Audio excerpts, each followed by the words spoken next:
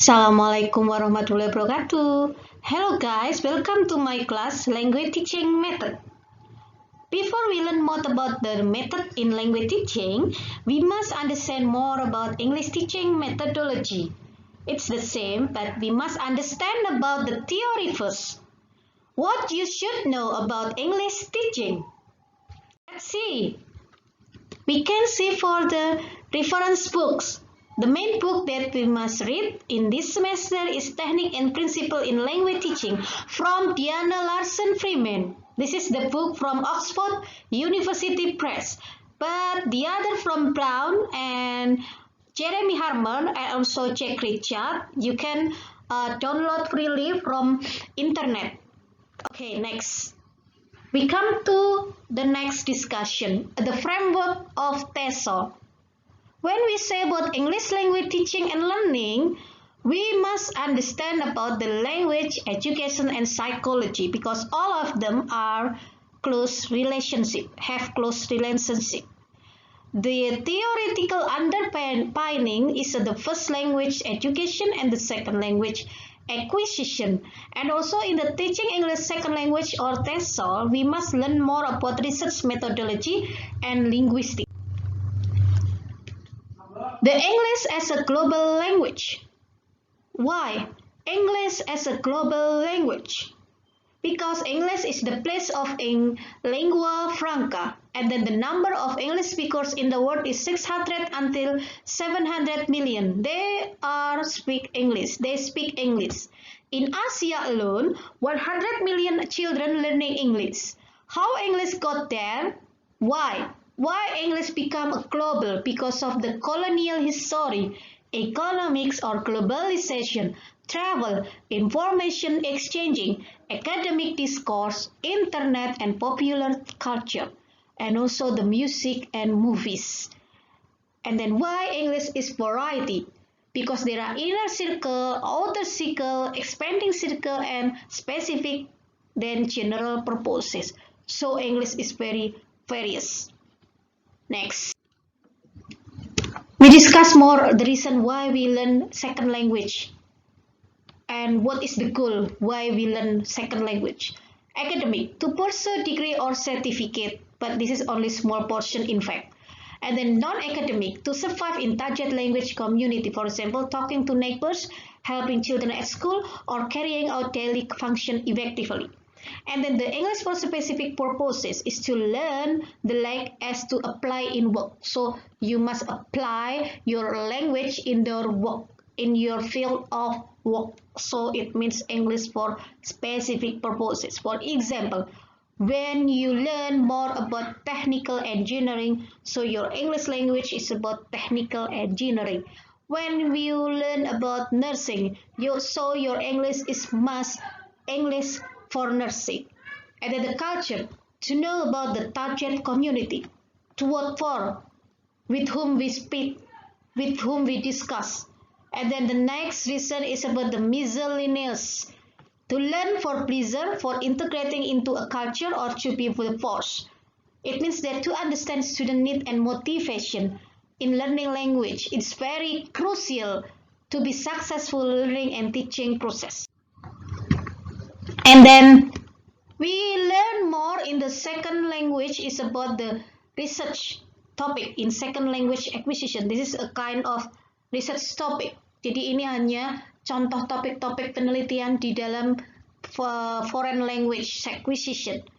Adult and adolescent can acquire a second language. And then there are predictable sequences in acquisition, or more adult learners fossilize. And then practice doesn't make perfect. This is the example of topic in research. The advantages children or the benefit for children in learning foreign language or in learning second language. The first, children greater potential for developing accurate pronunciation, accent, and fluency before puberty. And the children favorable attitude towards a language and its culture, either their mother tongue or a second language.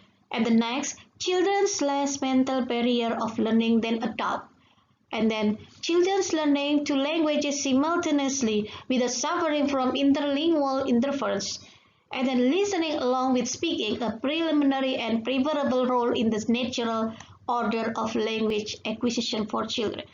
Jadi, keuntungan anak untuk belajar bahasa kedua itu atau bahasa asing adalah dia memiliki potensial pengembangan yang tentang pronunciation yang akurat dan aksen yang bagus serta kelancarannya, kefasihannya karena sebelum masa pubertas. Jadi pronunciation-nya lebih bagus dan sebagainya. Children favorable attitude, ya. Jadi mereka bisa memahami attitude, tingkah laku, culture, budaya selain bahasa ibu mereka sebagai bahasa kedua. Tapi juga dia harus memahami tentang culture in foreign language, ya, budayanya ketika berbicara menggunakan bahasa asing. And then children less mental barrier of learning than adult.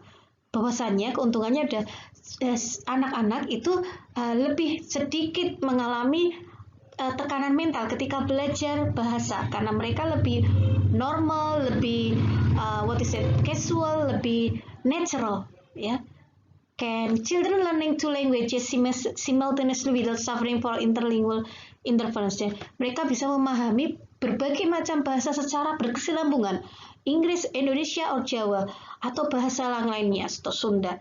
Karena mereka bisa belajar secara simultaneously, secara berkesinambungan. And then yang paling penting adalah keuntungannya karena anak itu lebih mudah mempelajari bahasa kedua itu dengan cara listening dan speaking. Jadi mereka akan lebih natural. Acquisition atau pemerolehan bahasa mereka akan lebih alami. Next, tetapi learners different ages have different character. Jadi pembelajar atau pembelajar dengan berbeda umur itu memiliki berbeda karakteristik. Jadi harus ada poin-poin penting, yakni bahwa accurate pronunciation is not the most important goal. Jadi akurat pronunciation itu bukan tujuan utama mempelajari bahasa, tapi sangat dibutuhkan ketika goal pembelajaran bahasa itu harus dicapai. Dan ada juga faktor determine the effectiveness of one's language learning. Keefektifan bahasa yang mereka peroleh, seperti teach language competence. Kompetensi guru dalam mengajar itu penting juga, dan juga learning environment, lingkungannya, karena bahasa itu akan lebih baik dipelajari kalau lingkungannya terkondisikan mempelajari bahasa yang sama. We come to what is a good English learner. A good learner is willing to experiment, willing to listen, willing to ask questions, willing to think about how to learn, independent or responsible. What is a good English teacher? According to Brown, 2001, a good language teacher is characterized by technical knowledge. Jadi, guru itu mengetahui kebahasaan, linguistik, grasping basic principle language learning, memahami pembelajaran bahasa secara dasar, memahami pengajarannya, memahami language proficiency, skillnya bagus di speaking, reading, writing, dan listening, dan juga memiliki pengetahuan tentang bahasa prosesnya dari setiap hal yang mereka alami dalam kehidupan sehari-hari. Understanding the relationship between culture, memahami hubungan antara culture dan bahasa, serta pemahaman pengembangan pembelajaran bahasa di dalam pendidikan dan pembelajaran. Ciri yang lainnya, seorang guru yang baik adalah memiliki pedagogical skill, yaitu well-informed language teaching approach, teaching technique, ability in lesson planning design, and other classroom behavior, something like management skill in the classroom and management how to perform their class well. And then the other skill is interpersonal skills. A good teacher must have interpersonal skill. And then also a good teacher must have personal qualities. This is the abbreviation or important terms in TESOL. TESOL, TEFL, and TESOL. You can see from the the PPT in this, the acronym of TESOL is Teaching English to Speakers of Other Languages, and TEFL, an acronym for Teaching English as a Foreign Language. TESOL, an acronym for Teaching English as a Second Language. And then ESL, a second language such as in Singapore. EFL, English as Foreign Language in Japan. And then this is the learning in the deductive learning of grammar. It is approach to language learning in which learner are taught rules and given specific information about a language. Jadi pembelajaran didaktif itu bahwasanya pembelajaran di mana pembelajar atau pembelajar diajar berdasarkan aturan-aturan kebahasaan dan given specific information about the language. Okay. Inductive learning adalah approach to language learning in which learners are not taught grammatical or other types of rules directly, but are left to discover or induce rules from their experiences of using the language. Jadi di inductive learning ini pembelajar tidak diajar secara grammar, tapi mereka diminta menemukan, mengembangkan aturan-aturan yang mereka temukan dalam pengalaman kehidupannya ketika menggunakan bahasa. The differences between performance and competence. Performance, a person actual use of language, how a person use is knowledge of a language in producing and understanding sentences. Jadi performance itu adalah actual use, penggunaan bahasa, bagaimana seorang itu menggunakan kemampuannya dalam memproduksi dan memahami kalimat. Sedangkan competence adalah a person knowledge of language. People may have the competence to produce a long sentence, but when they actually try to use this knowledge, there are reason why they restrict it. Jadi ketika person knowledge of language itu competence. Okay, the differences between acquisition and learning. Acquisition, the process by which people naturally develop proficiency in language. Jadi proses pengembangan bahasa, pemerolehan bahasa secara natural, alami. Sedangkan learning itu proses pembelajaran bahasa secara formal. Bottom up and top down.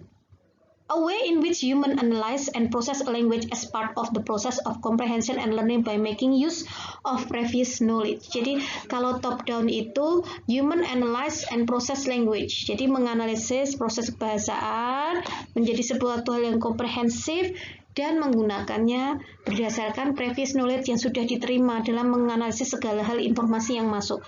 Sedangkan bottom up, a way making use principally of information which is already present in the data.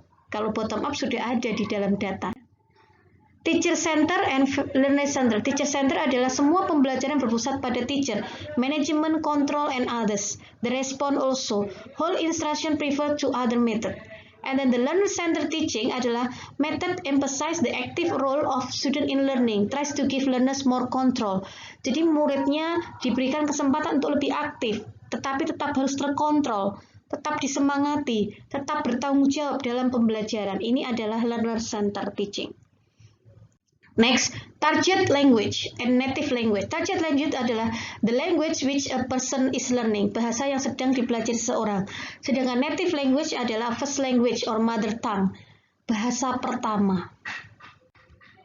Form and function. Form itu physical characteristic of a thing. In language used linguistically. Sedangkan function, a linguistic form can perform a variety of different function. Jadi form itu hanya bentuknya secara kebahasaan, secara struktural, secara grammar. Tapi function itu adalah kebahasaan yang dapat diinterpretasikan melalui jenis-jenis fungsinya. Seperti ini, ketika come here for a drink, ayo ke sini kita minum bareng. Ini adalah undangan, invitation, ajakan. Nah, fungsinya adalah invitation. Sedangkan kalimat watch out, awas, itu adalah fungsinya warning, mengingatkan. Turn left at the corner, belok ke kiri di bagian pojok sana. Itu adalah memberikan arah, direction. Pass the salt, tambahi garamnya. Itu adalah request something. Jadi ini maksudnya, functionnya adalah invitation, warning, direction, and request. This is the abbreviation in, in TESOL. Ada CALL, Computer Assisted Language Learning. Computer Assisted Instruction, or 3P. Traditional classroom teaching procedure derived from the situational approach of presentation, practice, and production. Okay guys, well this is an overview about language teaching method, and I ask you to make a summary about what is language teaching method by your own word, and then send to the e-learning. And thank you for your attention. See you on the next meeting. Bye bye. Assalamualaikum warahmatullahi wabarakatuh.